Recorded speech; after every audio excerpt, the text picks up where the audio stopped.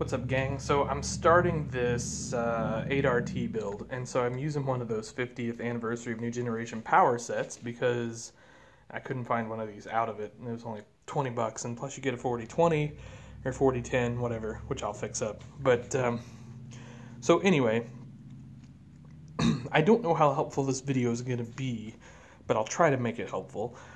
So step one here is we got to remove these wheels and the tracks, of course. The tracks just slide right off, but these wheels are a little bit different. So you've got two options. You can come in here and you can cut that axle. Perfectly viable option. But I want to save these wheels because I've got another tractor I want to put them on. So that's my plan. So I guess I should have told you how I plan to do that. I'm going to heat these up with a heat gun. You can use a hairdryer. You can put them in hot water. And then hopefully after this plastic is good and hot, you can just pull it right off. Okay, so they didn't pull right off, and actually I heated it up too much, and that was the result. So those are junk. Anyway, the tracks is really all I needed. So the next step here, getting into the light, is to split this tractor in half. So we've got 1, 2, 3 rivets. We're going to split it in half so that we can pull the exhaust, the grill, and the cab off.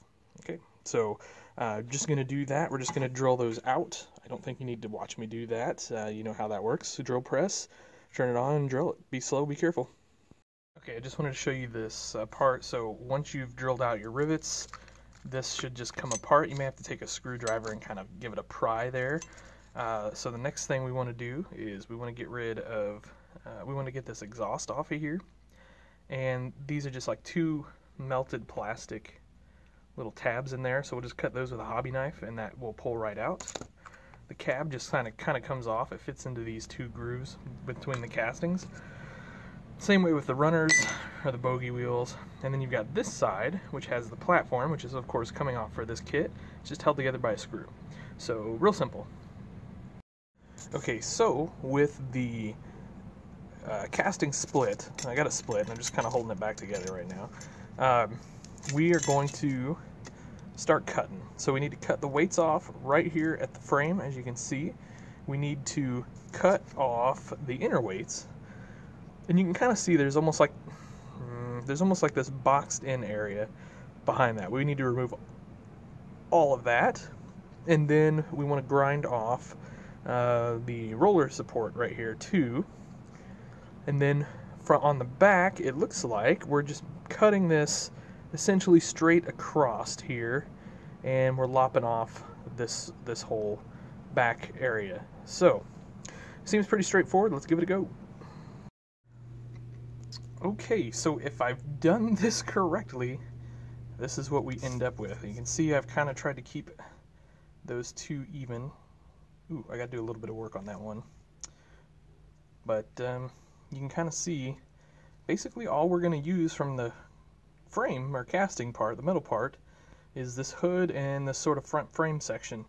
And then, you know, everything else is going to fit up on it. So there's going to be a little cleanup to do. I'll do that with a hand file. Just want to clean up those edges and everything. And probably have to do a little JB weld or glazing putty to fill in any gaps and things like that, I kind of assume. So here's the cab. And so the next step, if you will, is we've got to trim up this. So we've got to trim the tabs. So this part here, and then this front button all have to be trimmed. So I'll just do that with sprue cutters. You could use a hobby knife, you could use a carpenter knife, something along those lines, but sprue cutters are going to work great for that. That's my next step.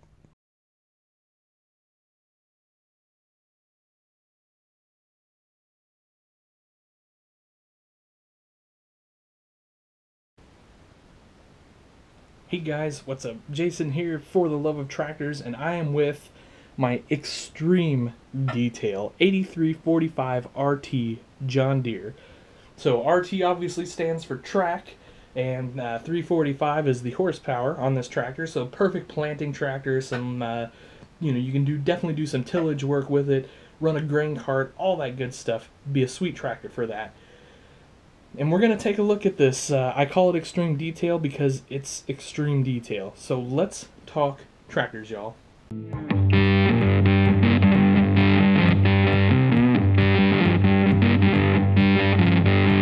So this kit comes from Hector.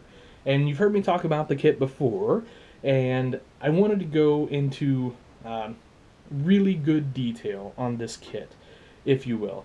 So what you do with the kit is you lop off that, basically the back half of the underside of the tractor, and then you take the steps off and you take the cab off, and then you kind of go to putting it back together. Let's show you what this undercarriage looks like. This detail is incredible under here. You can see bolts, bolt patterns, and all that stuff. Realistic hitch and drawbar. I mean, you've got to love that. You've got your notches here for your different spacings if you want to run a different space track. That 3-point hitch is incredible.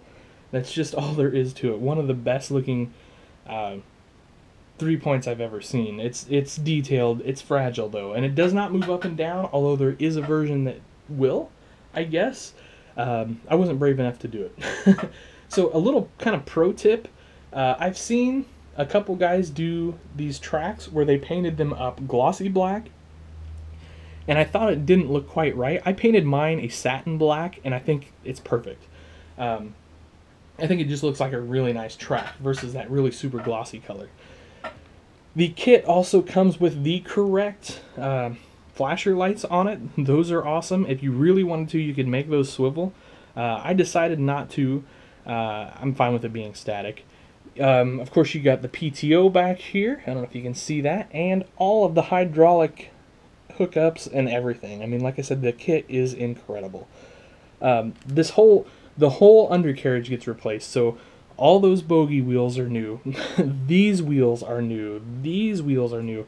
It comes with weights if you want to weight it down.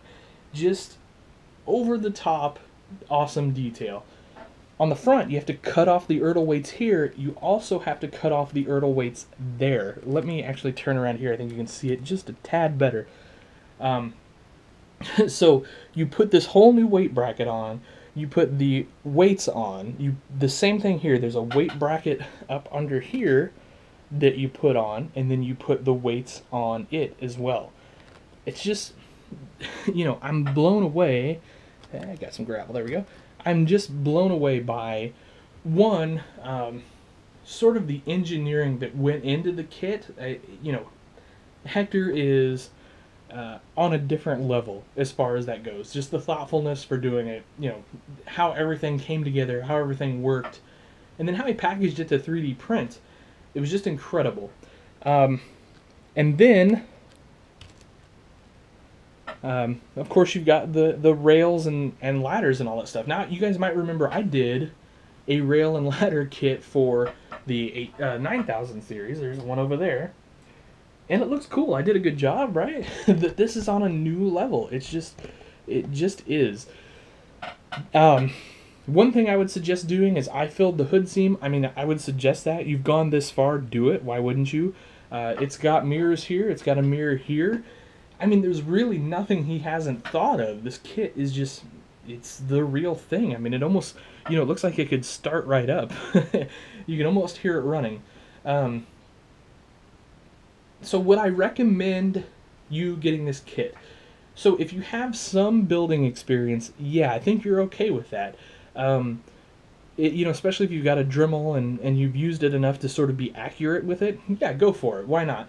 If you're a beginner, I would maybe hold off a little bit. I would try to get a little bit more experience doing some detailed assembly and things of that nature, because this kit is pricey. It's basically $80 for the base kit, another $10 for the tracks, and then you're going to have another $10 in the tractor. So you're going to be at right at $100 by the time you get started with this kit, and obviously you don't want to be out $100 if something goes wrong. But with that said, I don't want to discourage you from getting the kit. Like I said, I don't think you have to be some expert long-time builder to make this. He has pretty decent instructions, and it's pretty straightforward, really.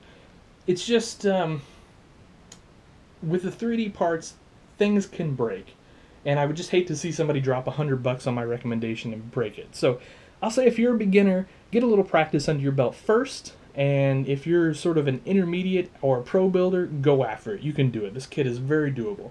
So I guess that's it. I know I've talked about this tractor in videos before, and I've had a lot of people ask me about it. And a lot of people wanted me to do a specific video just on the tractor, so I wanted to do that. And I'm going to include, I think, some of the steps I did to make this tractor. It's going to be kind of crappy quality video and things like that, but I'll show you those here. I'll probably put those at the end of the video, and then, you know, that way if you want to see them, you can. If you don't, that's okay. So, alright guys, that's going to do it. This is my 4th video of the day, so I'm a little talked out right now. I think it's time to go grab a nice big glass of water and chill out on the couch for a minute or two before I get back into building toys. So, alright guys, as always, thanks for watching. Tell me what you think of this build below. What other super high detail builds would you like to see? I got a hint. If it's a 9000 series tractor, you're in luck. So,